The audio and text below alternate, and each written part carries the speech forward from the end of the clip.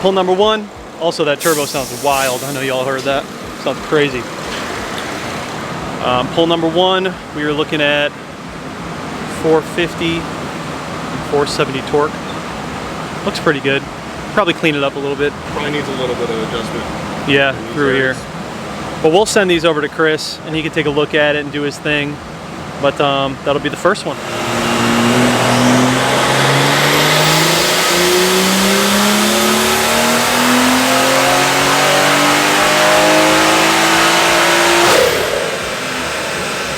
All right, take a look at the second one here. Looks like we got second pass was 464 and 472, so we picked up a little bit. So we'll let this do a little bit of a cool down for 5 minutes or so, and then we'll do one more pass on the 93, and those will be the 93 numbers, and then we'll move on to the E50.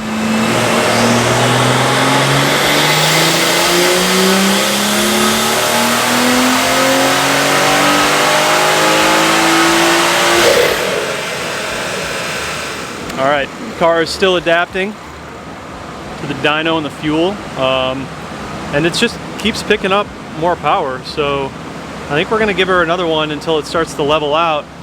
I did just put in the 93 octane. I've been running E50 on this car for the past 2 weeks, so I think that we're gonna just maybe give it another run, maybe another 2 runs, and kind of see where we can land with it. But yeah, it looks good.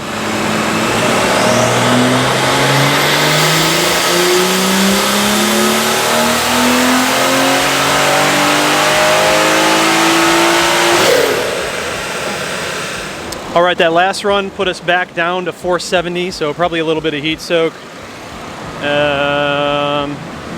471 and 470. So we're gonna go with the 486 and the 476, which was right after a cool down, and that will be my pump gas tune. That's what I've been driving around on. I'm not too concerned about the pump gas tune numbers because the car drives fantastic, so that's all we care about. But this is good.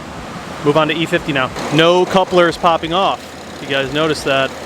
I couldn't even get through one hit with that coupler staying on, so that HPS coupler solved the problem. And this is not BP, by the way, it's actually Ignite.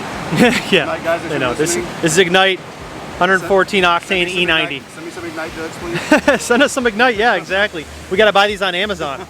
I have this exact same jug. Even though we love BP, yeah. we run a lot of your stuff too, guys. Throwing in about 5 gallons of E90. It should put us at about E50. We got about 5 gallons of 93 in the car, so it's a half and half mix. That's why I like the E50 blends. They're super easy. Half and half is easy to manage, so let's see what she makes. So we're gonna do the map switch back to the E50, guys. Throw ignition on and then hold down set. So that'll show you we're on map 1 because it's on 1000. Yep, and just click it up to 2. And now we're on E50, hold down set.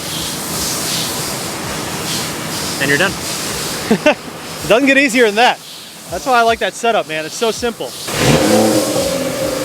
All right, so fresh fuel in the car. We're gonna drive it for a while to really mix it in. That's the biggest thing. You can see the 93 tune was still adjusting to the 93 because I literally have been driving this thing for 2 weeks on E50, and I just put in fresh 93. So the car was taking a little bit of time to clean up and get us those numbers. But 486 is good. I'm really happy with that. I mean, for the pump tune, you know, like I said, the most important thing to me is how does the car drive, and it drives really good. So I'm very happy with that. Now we're gonna see what we can do with this E50 blend. Should be interesting.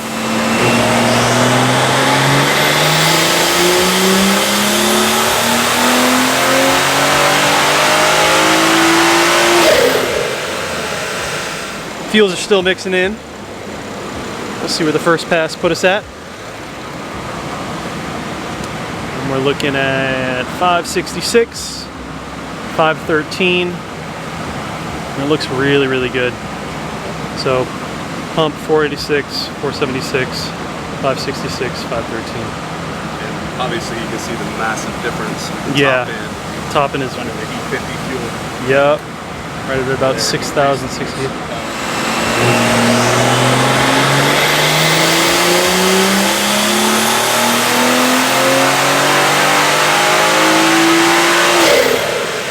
So the story gets interesting, of course, as it always does with tuning and dynoing cars.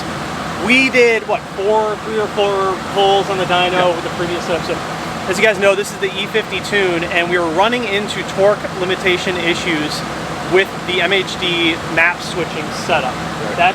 That's what MHD was telling us. So we could actually see in the log, I'll throw it up right here, when the torque limitation was happening, and it was happening right away, right? Oh yeah, instantly, as soon as you drop the throttle. The power numbers that we were seeing consistently were 560 and 491 on E50, which we knew was a little bit light, but we just assumed that that was the case until we saw the logs with the limitation issues. We got a fix from MHD. Now, mind you, I've been running this car on the street with both pump and E50, and those 10.9 times that you saw, the 7.9, 60 to 130 times you saw, all with the torque limitation issues.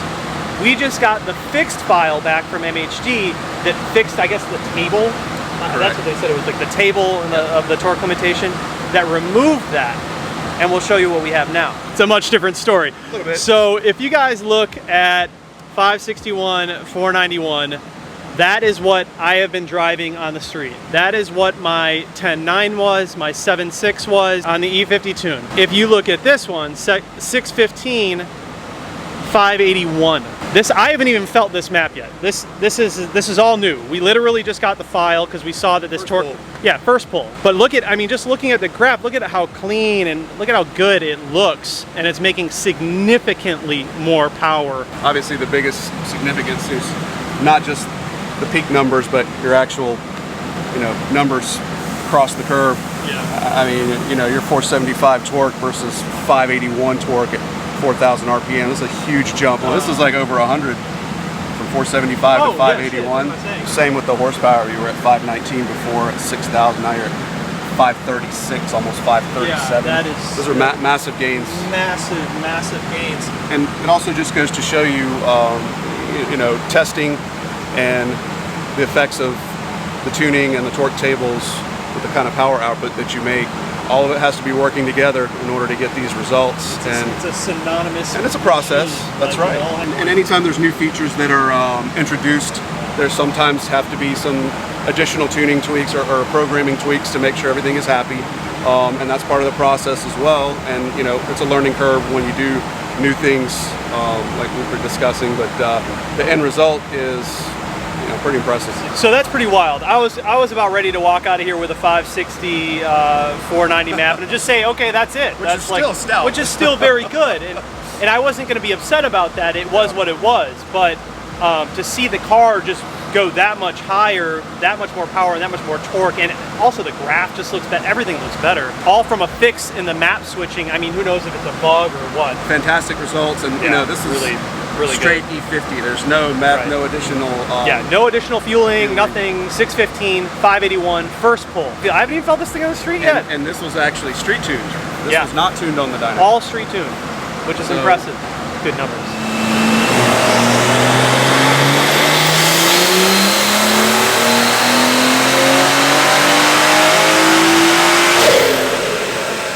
Just keeps climbing, boys and girls. Unreal. It sounds so good. Coming up to 620, and she was a little bit warm. We're gonna let it cool down and do another one, but this was idling the entire time. Yeah, it was idling the whole time we were talking for about 15 minutes there. So 620, 581, torque stayed about the same. Ambient temps in the shop. We're approaching 90 degrees, so it's definitely hot today. Yeah, it's a warmer day. Hottest day we've had so far. That's true. That is true. This is looking good, so we're gonna let her cool down, and then we're gonna give her one more. All the numbers that you guys saw from the pump runs, that limitation issue was happening with those runs. Right. So it would be safe to assume that the pump gas tune is probably making quite a bit more than what you guys saw. Not that it really matters, because let's be honest, I don't really drive on the pump gas tune that often, if at all. Once you get a taste of E blend tunes, you don't really go back to the pump. Yeah, you're about 4. Yeah, I was like 470, 486 on the pump gas tune with the limitation issues. So you guys saw the jump that happened with removing those limitation issues in the E-blend. You would assume that removing those issues in the pump gas tune as well would probably get us a significant amount more power though. Looks good. We're gonna let it cool down and do it again.